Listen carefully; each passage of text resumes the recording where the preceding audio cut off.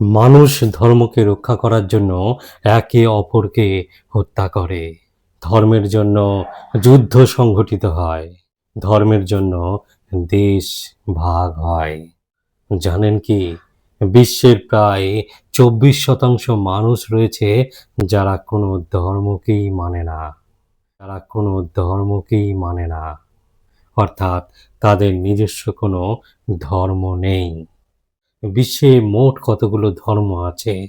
সেই প্রশ্নের উত্তর হবে বিশ্বে প্রায় 10,000 ধরনের ধর্ম আছে। কিন্তু 4,000 ধরনের ধর্ম মোটামুটিভাবে প্রচলিত। কিন্তু তার মধ্যে মাত্র 5 ধরনের ধর্ম রয়েছে যাদের শতাংশের বিচারে সবথেকে উপরে।